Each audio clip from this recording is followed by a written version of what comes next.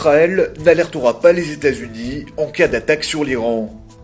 C'est du moins l'estimation des services de renseignement américains, à en croire une source proche du dossier, citée ce mardi par la presse israélienne.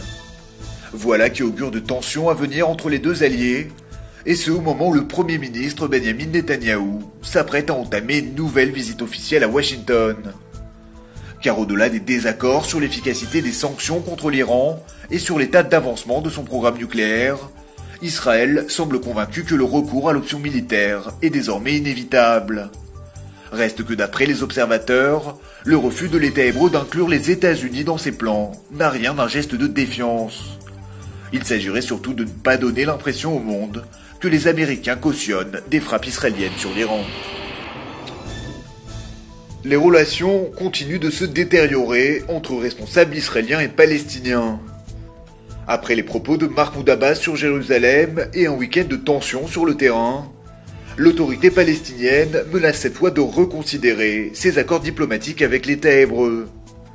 Interrogée par l'agence de presse palestinienne MAN, Anna Amira, l'une des cadres de l'OLP, suggère ainsi un arrêt total de la coopération économique et sécuritaire et n'écarte pas un possible soulèvement populaire contre Israël dans les territoires palestiniens.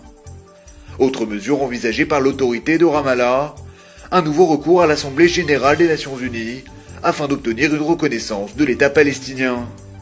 Une démarche en ce sens similaire à celle engagée en septembre dernier pourrait être prochainement annoncée par le président Mahmoud Abbas. Alors que les violences redoublent d'intensité en Syrie, avec encore 120 morts pour la seule journée de mardi, à Damas, et notamment au palais présidentiel des Assad, on ne semble pas manifester d'inquiétude. Le journal arabophone Al-Quds Al-Arabi, basé à Londres, relate dans ses colonnes une conversation récente entre Asma Assad, l'épouse du président syrien, et Rania, la reine de Jordanie. Notre situation est excellente, aurait notamment déclaré la femme de Bachar el-Assad.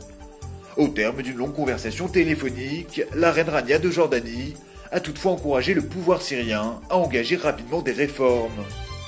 Le royaume hachémite, qui a échappé de peu au printemps arabe, redoute en effet les conséquences de l'instabilité actuelle en Syrie, un pays avec qui il partage une frontière de 375 km. Un passeur bédouin armé a été abattu mardi matin lors d'un accrochage en bordure du Sinaï, le long de la frontière israélo-égyptienne.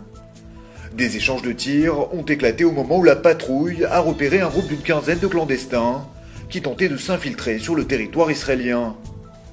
Des passeurs ont alors ouvert le feu, s'exposant à une riposte immédiate des militaires de Tsahal, qui a entraîné la fuite de la plupart des assaillants.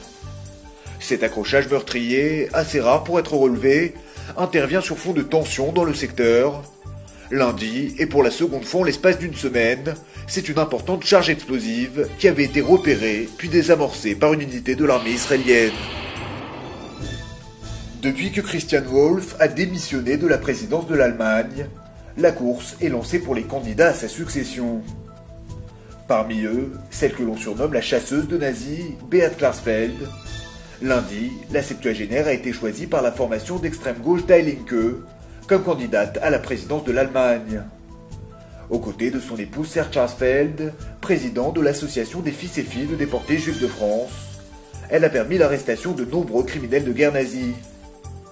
Dans les années 80, le couple avait notamment permis de faire juger en France l'ancien SS Klaus Barbie. Né à Berlin en 1939 et vivant actuellement à Paris, Beat Klarsfeld s'est dit honorée d'avoir été choisie par Die Linke. Elle a toutefois précisé qu'elle n'était pas politiquement en phase avec ce parti, entre autres parce qu'elle soutenait Israël.